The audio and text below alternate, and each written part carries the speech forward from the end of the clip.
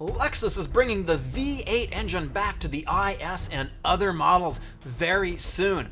We're also going to talk about Ford. Ford is going all electric a little sooner, actually quite a bit sooner than we expected. So stick around, there's a lot we're going to cover in today's episode. First, let's start with the most official source, and that, of course, is the Lexus website. So we've got this badge, F Sport badge. We're familiar with that. Coming soon, a new breed of performance. Learn more. Let's click on that. And that's the entire press release. It says concept vehicle shown. So Lexus isn't really giving us a lot of information here, but let's go take a look over at the drive and see what they are reporting. So they're referring to this same press release, I guess if you can call it that. Here's Lexus teasing its new flagship V8 F models for 2022. And this is what's really exciting. We expect 661 horsepower and 480 pound-feet of torque, as well as a successor to the beloved ISF sedan in due time. Their source is Best Car Web Japan. This is a website that we visited before. We've been here, and of course we're using Google Translate, so it's not exactly going to be perfect what we learn from here. Now, in my experience, Best Car Web Japan has somewhat dubious accuracy. I think they're accurate about 50% of the time, 60% maybe. I've seen some things that have definitely come true. I've seen some things that have definitely not been true and not been very accurate at all. So take this with a little bit of a grain of salt, but let's see what they have to say via Google Translate. November F models debut one after another. Lexus IS F, LSF, and LCF. So they're saying that these are going to be F models, and we know that we have the F model as opposed to the F Sport. Typically, we're getting the most performance-oriented engine, and that often means a V8. F model not only has power-ups, but also chassis performance commensurate with its power. They are saying that the ISF is going to be revived in a way that replaces the already discontinued GSF, and the domestic D-segment sports sedan surpasses the Skyline 400R. So domestic, we're talking about Japan over here. The GSF, of course, exited with the V8 recently, and now we get a V6. The V8 is a spectacular engine, by the way. It's just lovely in that car. So they are claiming that, first of all, the ISF is going to be revived, and the base IS just implemented the big Mican. Not quite sure what that is, but the ISF will be fully revived based on the Mican model. So I guess they're referring to the F Sport, the 350 F Sport model that just was released here in North America. In fact, I just did a full road test review on it. I'm going to link it up here somewhere. You can go check that out. Really, really enjoyed that vehicle. I think it's fantastic, but my only main criticism, well, there's two actually, but one is the engine. I thought is just a little bit outdated. We've got the V6 engine in there, the 3.5 liter, making 311 horsepower, and it's a great engine. It sounds fantastic and it likes to rev, but it's just not a modern engine. It doesn't really match up the power and the torque that the modern V8 engines have that you're getting from, rather the modern turbo engines that you're getting from manufacturers like BMW and Audi and so forth. It just doesn't have the power and torque of a turbo. So a V8 would be really great to see. So they're claiming that the powertrain is the 5-liter V8, the dual overhead can just installed in the RCF, which delivers 481 PS. PS is a measure of horsepower that is just a little bit higher than horsepower. That's going to translate into 474 or 475 horsepower, something like that. Then they're claiming that we are going to get an LSF, and at the heart it's going to get a 4-liter V8 twin turbo engine that accelerates the LS approaching 2,500 kilos, so that's over 5,000 pounds actually. So they're claiming we're going to get a twin turbo V8, a 4-liter. They're also saying it is going to squeeze out 670 PS. That's around 660 horse, something like that, and it's going to rival the S63 AMG. So they are claiming that the LSF is going to go after the likes of Mercedes AMG, the S63 AMG, and the BMW M760i, which have a ton of power, and these are real Autobahn barnstormers that just are expensive and amazing and very luxurious to drive. So they're saying that Lexus is sort of going to go after this market, so we're going to have to see. So back over at the Drive, they are saying that this 4-liter engine, the twin-turbo V8, is going to make 661 horsepower. They're saying 480 pound-feet of torque, and it's going to be in this potential LSF sedan and this LCF coupe. That would be pretty interesting. I'm not quite sure about the LCF coupe. That would be amazing, but it's also a very niche product, so I'm not sure they would bring it to the LCF, but we're going to have to see. I certainly would be very excited to see that. Now, they're saying in terms of transmissions, there's the 10-speed automatic in the LC, which is pretty good. There's also the 8-speed in the RCF, and that's a little bit more antiquated. By the way, I do have the RCF press car coming in a few weeks. Let me know if there's other Lexus products that you want me to drive. Do you want me to drive the LC or one of the SUVs? Let me know what you want to see, and I will put in a request to Toyota, and I should be able to get one and make a full review on it. Over at Lexus Enthusiasts, they say they have got access to something that Lexus hasn't shared with anybody else. So they are saying tease new Lexus F Sport model on the way. So we're pretty sure they're going to be called F Sport models. So I'm not quite sure about this report from the Japanese website Best Car Web, if they're going to be ISF, or if we're going to have F models or F Sport models. That is a little bit unclear. It looks like Lexus is definitely confirming F Sport models. Are these going to get the V8s? Are they going to be F Sport models? Are they going to be F models?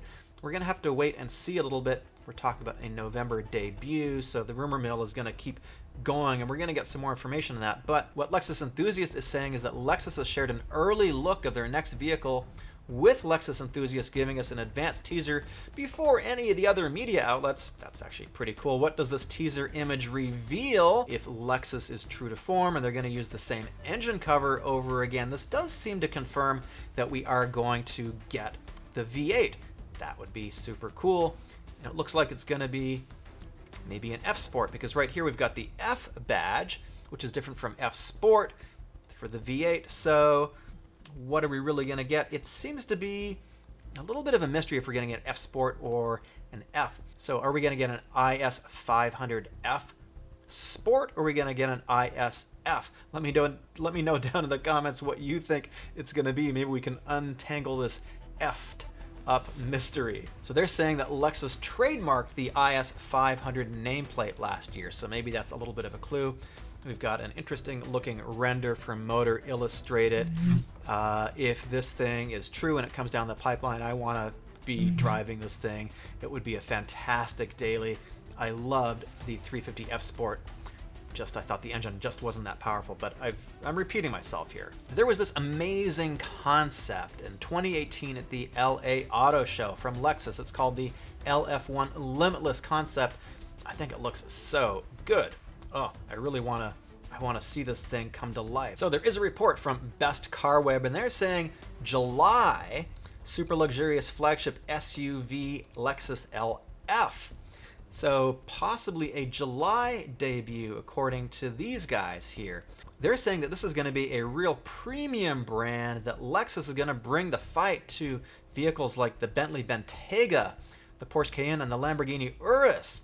These are expensive vehicles, so we're talking about a starting price maybe in the $140,000, maybe even going up to $200,000, something like that. That would be a big step up for Lexus to start producing vehicles that are starting at that price point, well over $100,000. They're claiming this thing is actually moving along to production, and specifically they're saying it's using the GAL platform of the flagship saloon, the LS, with a body length of 5,250 millimeters. I can't translate that quickly, but that I think is around the same size as the Bentayga and the Cayenne. So it's we're talking about a fairly full-sized SUV, mid to full size. They're claiming that it's going to have multiple powertrains available, so the V6, the 3.5 liter turbo, and a hybrid, and probably this twin turbo V8, the 4 liter V8 that we talked about as well. So that would be very interesting to see. I think this is a little bit more speculative at this point. There seems to be a little bit less I haven't really seen any test vehicles out on the road testing this thing yet, but let me know if I'm missing something. Let me know if there's some spy photos of this thing kind of cruising around Japan or maybe some other country. Next up, Ford is moving all electric a little bit sooner than we thought. This is from their website today. This is a press release from Ford, and they're saying Ford Europe goes all in on EVs on road to sustainable profitability. And they are investing $1 billion in the Cologne, Germany manufacturing facility. So by 2026, Ford is saying 100% of its passenger vehicle range in Europe will be zero emissions capable, all electric or plug-in hybrid, moving to all electric by 2030. So in just 5 years, all of the vehicles that you're going to be able to get, the passenger vehicles, are going to be zero emissions capable. Zero emissions capable means either all electric or a plug-in hybrid, according to Ford, and then by 2030, the end of this decade, all electric. That is a pretty significant move, in my opinion, and they're investing $1 billion in this all-electric vehicle manufacturing center in Cologne, Germany, which is actually not too far from the Nürburgring. And they're saying the company's first European-built volume all-electric passenger vehicles for European customers will roll off the line in Cologne starting in 2023. So that's just 2 years away. So what does this mean for Ford, and how is Ford positioned in Europe in the passenger car market? This is from the New York Times, and they're saying Ford is a relatively minor player in Europe with 5% of the passenger car market, but it planned to spend $1 billion to overhaul its main plant in Cologne, Germany. So Ford is not the biggest producer of vehicles in Europe right now. I think they've largely ceded that to other manufacturers like VW and Citroën and Renault and so forth. But this is still a very significant thing for Ford to be doing, to be going all in on electric vehicles. In fact, Ford is selling the Mustang Mach-E in Europe, and they're going to start deliveries to customers in the next couple of weeks. In fact, I am going to be testing the Mustang Mach-E in just a couple of weeks too, as well as the Bronco Sport. Let me know what Ford vehicles you would like me to do full test drives on and full reviews as well. Hit me up in the comments. Ford is looking at electric vehicles as a profit center for the future. We're obviously undergoing a big sea change in the industry right now with this transition over to battery electric vehicles. In the coming years, we're going to go through a bit of a transitionary period where we're going to see more hybrid vehicles and more plug-in hybrid vehicles, and ultimately it looks like things are going to be moving over much more, at least on the consumer side, to probably fully electric in the 2030 timeframe in some countries and in California. Now, people are saying there isn't demand for these types of vehicles, but actually that's not really true. As much as you might despise or hate Tesla, I know there's a lot of anti-Tesla people out there. Tesla right now is a Fortune 500 company, and they continue to build plants around the world. They continue to improve their sales and increase their sales volume, and their stock price just keeps going up because there is demand for those vehicles. Ford, of course, is making moves in North America as well too. We've got the F-150, the full electric truck, coming at the end of this year as a 2022 model, so expect to see the debut of that. We've also got the hybrid F-150, which is available now at dealerships. It's a little bit on the expensive side, but Ford has been out testing these things in the snow. I know there's a ton of snow across the country right now, and they posted this little fun thing on Twitter.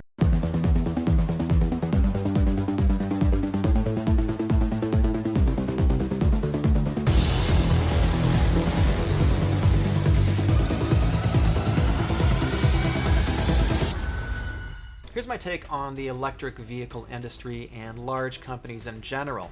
Over time, companies need to innovate, and they need to change, and they need to keep up with the times if they want to survive. Like I say, there's a lot of sea changes going on in the industry, and there's many examples of companies in the past that have not survived because they did not adapt to a changing marketplace. If Ford and other companies wait, let's say till 2025, 2030 to start introducing or start developing electric vehicles when these mandates are coming all around the globe. They just won't be able to develop it in time, and they won't be able to get these vehicles to market quickly enough. There is a timeline to develop a brand new vehicle. For a traditional vehicle, we're talking about 3, 5, 6 years sometimes to develop a brand new vehicle. For battery electric vehicles, we've got to get whole new power plants in place. We've got to get whole new production lines in place. We've got to get new supply lines in place. These things are going to take longer than it does to develop a traditional vehicle, and companies like Ford and General Motors and VW and all the companies around the world are developing these vehicles now so that they're going to be ready for the 2030s. That is just the reality. Tesla is way ahead of the competition in this regard. Tesla has the supercharger network, which is a huge, huge advantage right now over any of their competitors. Infrastructure is huge. If you have a battery electric vehicle, it is difficult to charge, even in a big city like Los Angeles right now, to find a reliable, fast charger. You've got to have something at home in your garage, typically, to be able to drive one of these vehicles and not have range anxiety. So Tesla is way ahead. I'm not quite sure where there's so much hate for Tesla. There's also a lot of ridiculous Tesla fanboys, but it's definitely one of the most polarizing companies out there. But in my opinion, no other manufacturer is even close to Tesla right now in terms of the infrastructure and the overall development of their vehicles. And companies like Ford and these other ones that I mentioned, they need to get on board now, because if they don't adapt and they don't have vehicles for sale in the next 10 years, they're going to go out of business. My name is Eric. Please subscribe if you haven't, and I will see you in the next video.